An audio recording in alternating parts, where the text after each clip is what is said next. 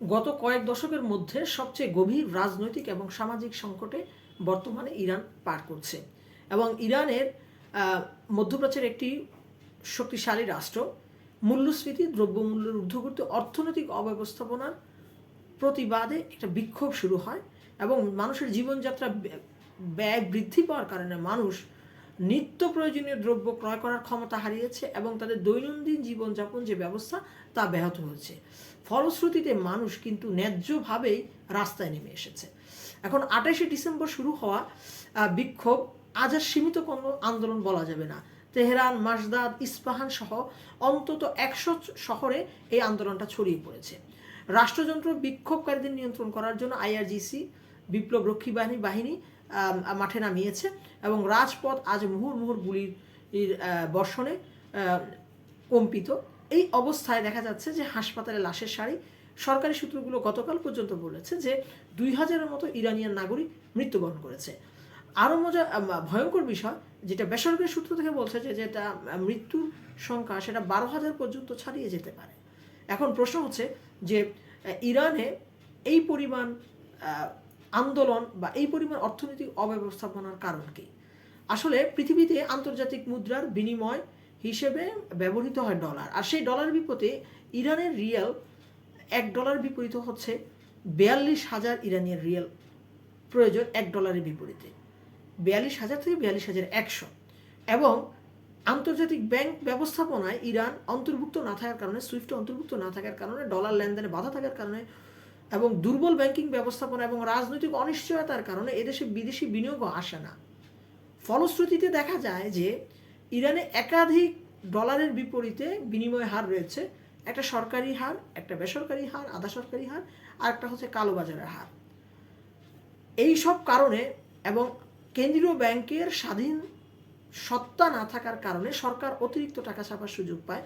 Budget ঘাটতি পূরণে কেন্দ্রীয় ব্যাংকের উপর সে অতিরিক্ত টাকার উপর নির্ভর করতে হয় এবং বাজারে টাকা ছাড়া হয় সম্পদের বিপরীতে নয়, অর্থাৎ সম্পদ তৈরি করে বাপা কোনো সম্পদের বিনিময়ে যদি টাকাকে দেখানো হয় তাহলে টাকার বিনিময়ে সম্পদ থাকে, সেক্ষেত্রে মুদ্রাস্ফীতি নিয়ন্ত্রণে থাকে। কিন্তু সম্পদের বিপরীতে টাকা না ছাপিয়ে যদি শুধু টাকা ছাপা হয় তাহলে দ্রব্যমূল্যের ঊর্ধ্বগতি হয় এবং মুদ্রাস্ফীতি বাড়ে এবং মূল্যস্ফীতি চরম আকার ধারণ করে।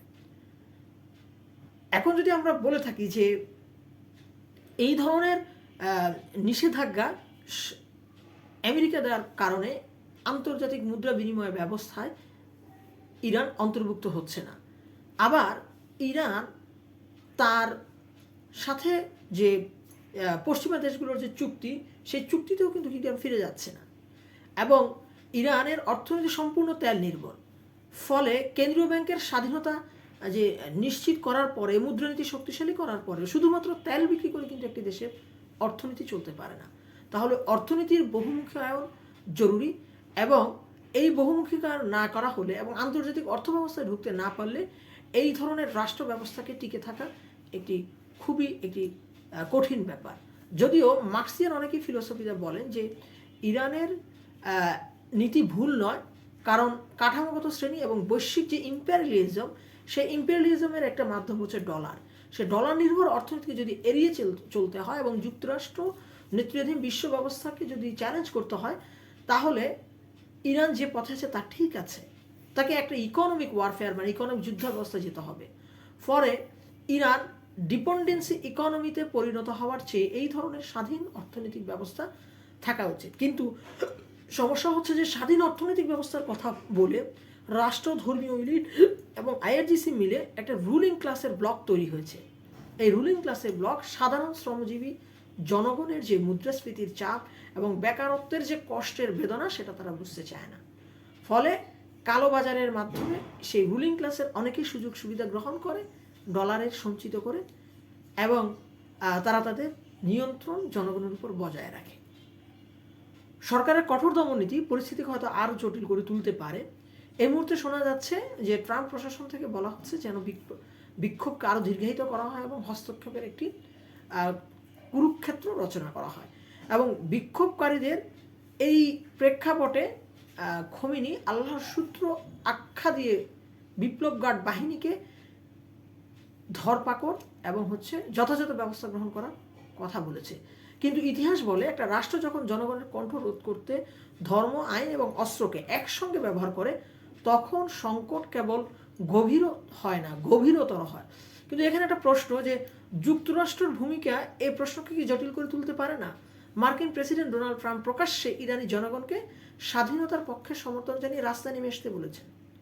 অতীতের অভিজ্ঞতা আমাদের শিক্ষায় মুক্তির অভিযান যেখানেই এই পরাশক্তিগুলো পরিচালিত করেছে সেখানে রাষ্ট্র ধ্বংস হয়েছে, রাষ্ট্রের ভাঙন হয়েছে, দীর্ঘস্থায়ী অস্থিরতা ডেকে নিয়েছে। এবং তার সবচেয়ে বড় প্রমাণ ইরাক, লিবিয়া, সিরিয়া এবং অন্যান্য দেশগুলো।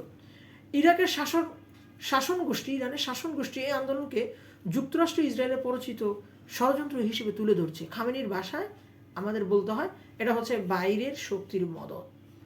কিন্তু এই প্রসঙ্গে ইসরায়েলের একটি ভূমিকা গুরুত্বপূর্ণ, কারণ ইসরায়েলের জন্য ইরান রাষ্ট্রের অস্থিরতা মধ্যপ্রাচ্যে ইরানের প্রভাব বিস্তার রোধে একটা গুরুত্বপূর্ণ ভূমিকা পালন করবে।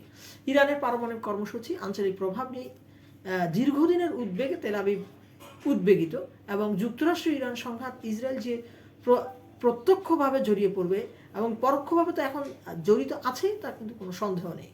দেখা যাচ্ছে যে বিক্ষোভকারীরা মসজিদে, সরকারি স্থাপনায় যেইভাবে আক্রমণ করছে এবং যেভাবে অস্ত্র সহকারে বিপ্লবরক্ষী বাহিনীকে ফেস করছে, এতে সহজেই বোঝা যাচ্ছে যে এই আন্দোলনে একটি বহিঃশক্তির বিশাল বড় চাপ রয়েছে। আরেকটি মজার বিষয়, এই অবস্থায় তুরস্ক কিন্তু তুরস্কের পার্লামেন্টারি সরকারি সদস্যের একজন অংশীদার, অন্য দলের সরকারি দলের একজন অংশীদার যারা জোটবদ্ধ, তারা বলেছেন যে তুরস্ক ইরানের নিরাপত্তাকে নিজের নিরাপত্তা হিসেবে দাবি করে। এইরকম পরিস্থিতি তুরস্ক, পাকিস্তান এবং রাশিয়া এবং চীনের সার্বিক সহযোগিতায় কিন্তু যে বিদ্রোহ বা বিক্ষোভ শুরু হয়েছে তা নিয়ন্ত্রণে এখন অনেকটাই সফল। সম্ভবত আমরা দেখব যে প্রশ্ন এখন যেটা দাঁড়ায়, এই আন্দোলন কি ইরানের জনগণের শতসূত্র আকাঙ্ক্ষায় বহিঃপ্রকাশ, নাকি এটা কোনো বৃহত্তর ভূ রাজনৈতিক খেলায় পরিণত হবে? সত্য সম্ভবত এই দুইয়ের মাঝামাঝি কোথাও। সন্দেহ নেই ইরানের জনগণ ক্ষোভে বাস্তব, তাদের ক্ষোভ প্রকাশ করার অধিকার আছে, যেটা তাদের নির্বাচিত প্রেসিডেন্ট বলেছেন। কিন্তু অনির্বাচিত অংশ, যেটা বিপ্লব গার্ড বাহিনী যাদের পরিচালনা করে, সেই ধর্মীয় যে কাউন্সিল, তারা কিন্তু বেকারত্ব, মূল্যস্ফীতি, মুদ্রাস্ফীতি, রাজনৈতিক দমন, এই সব কিছু মিলে যে জনজীবন অসহনীয় হয়ে উঠেছে, তাদের নিয়ে তা কতটুকু ভ্রুক্ষেপ, তা আসলে এখন প্রশ্ন। এই ক্ষোভ কোনো বিদেশি শক্তি তৈরি করেনি, যে ক্ষোভের কথা আমরা বলছি, কিন্তু এই সঙ্গে এটাও সত্য, এই ক্ষোভকে ব্যবহার করার জন্য আন্তর্জাতিক শক্তিগুলো কিন্তু প্রস্তুত।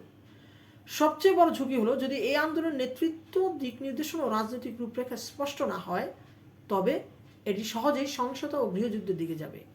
ইরানের সামনে এখন একটি পথ, একদিকে জনগণের দাবি শুনে রাজনৈতিক সংস্কার ও মত প্রকাশ স্বাধীনতা ও অর্থনৈতিক পুনর্গঠনের জন্য এটি কার্যকর উদ্যোগ নেওয়া, অন্যদিকে শক্ত হাতে দমন চালিয়ে পরিস্থিতিকে সাময়িকভাবে নিয়ন্ত্রণ আনা। কিন্তু এতে করে কিন্তু দীর্ঘস্থায়ী সমাধান কখনোই হবে না। এই মুহূর্তে ইরানের রাজপথে যা ঘটছে তা শুধু একটি দেশের ভবিষ্যৎ নির্ধারণ করছে না, তা পুরো মধ্যপ্রাচ্যের নিরাপত্তার মানচিত্রকে নতুন করে আঁকছে।